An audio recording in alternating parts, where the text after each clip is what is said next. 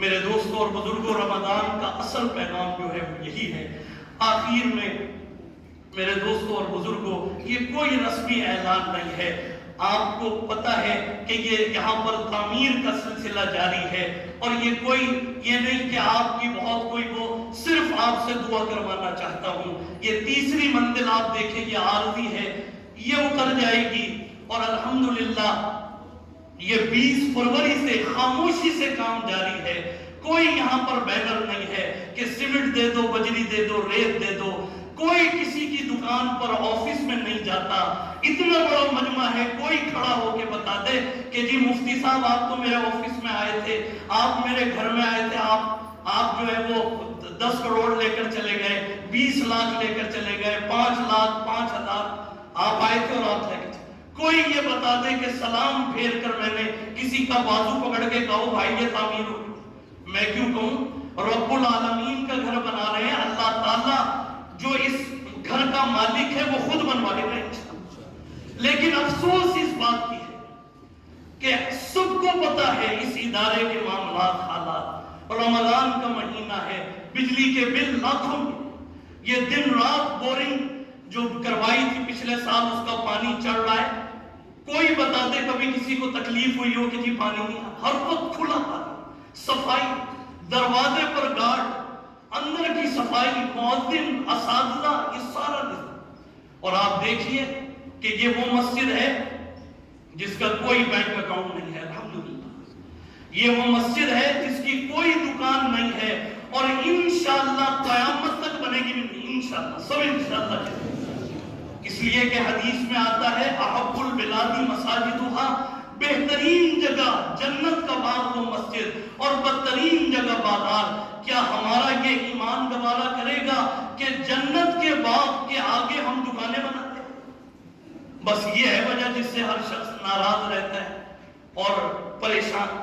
آج میں اعلان کر دوں کہ بھائی میں دکان بنا رہا ہوں، سب ڈپازٹ لے کے لاکھوں کروڑوں میں آ جائیں گے، لیکن تاکہ مفتی صاحب بھی کھائیں اور ہم بھی بیٹھ کے کھائیں۔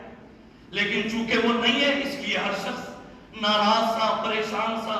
یہ خالد صاحب تشریف فرمائے، یہاں کے ٹھیکیدار اور کانٹریکٹر، 10 سال ہو گئے ان کو یہاں کام کرتے ہوئے، یہ گنبد مینار انہوں نے بنائے ٹھیکیدار۔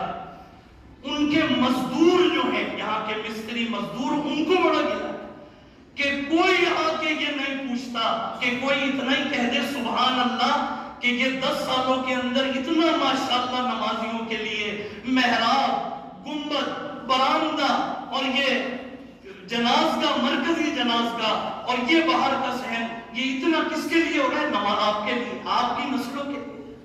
یہاں کوئی کاروبار تھوڑی ہو رہا ہے، یہاں کوئی ناجائز حرام کام تھوڑی ہو رہا ہے۔ اور دعا کیجئے کہ حضرت والد صاحب رحمت اللہ علیہ، حضرت مولانا قاضی رشید احمد صدیقی نور اللہ مرقدہ، جن کے خون سے اس مسجد کی بنیاد رکھی گئی، اور انہوں نے اس مسجد کی بنیاد ایسے تقوی اور پرہیزگاری پر رکھی کہ یہاں الحمدللہ آج تک حرام مال نہیں لگا، آج تک ہم کسی کے گھر پہ نہیں گئے، کسی کی دکان، کسی کی کوٹھی۔ حالانکہ دیکھ لیجئے اتنا بڑا سلسلہ چل رہا ہے۔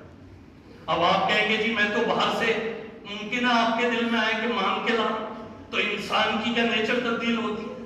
اور اللہ نے آپ کے نمازیوں میں گواہ تیار کیے ہوئے، جنہوں نے باہر بھی میرے پیچھے جمعہ پڑھا، انہوں نے وہاں پر بھی میرا مزاج دیکھا۔ اللہ کا لاکھ لاکھ شکر ہے۔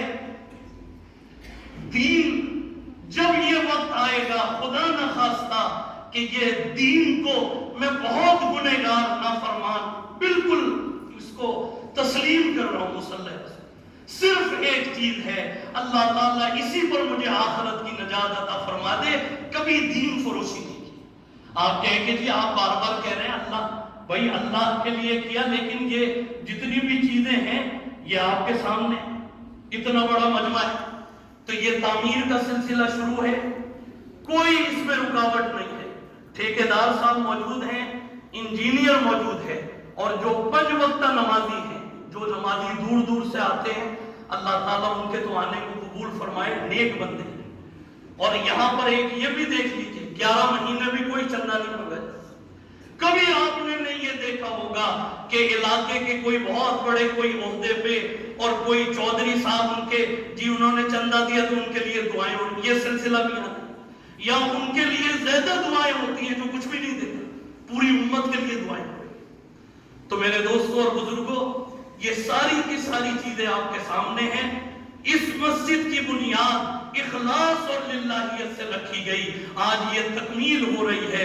تیسری چھت بھی انشاءاللہ اللہ تعالیٰ غیب کے خزانوں سے اس کو فرشتوں کی مدد سے مکمل فرمائیں گے، لیکن 5 وقتہ نمازی اور اہل علاقہ اور پڑوس والے، ان کے لیے سوچنے کا مقام ہے کہ بنیاد سے لے کے آج تک یہ کیوں محروم رہے۔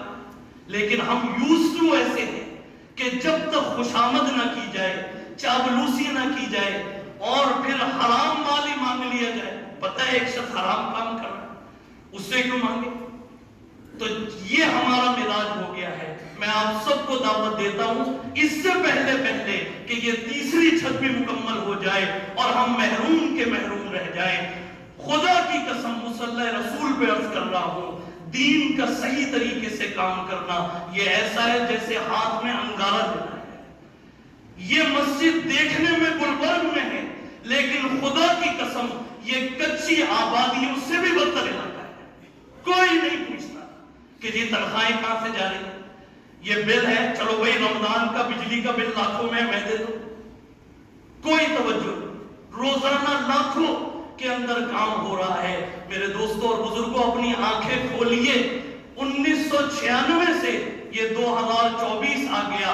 1996 میں نے پہلا جمعہ حضرت والی صاحب کی موجودگی میں پڑھایا، اس وقت سے لگا کہ آج تک میں تو یہ بتا کے تھک گیا، وَآتَ الْمَالَ عَلَىٰ حُبِّهِ ذَوِي الْقُرْبَىٰ، آپ کی زکوٰۃ، آپ کا فطرانہ، آپ کی قربانی کی کھالیں، سب سے پہلے اس کے مستحق آپ کے اپنے رشتہ دار۔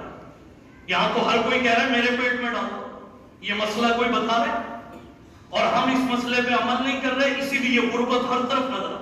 آج بھی اگر امت محمدیہ اس مسئلے پر عمل کر لے، خدا کی قسم ایک فقیر بھی آپ کو مانتبت کرنا ہے۔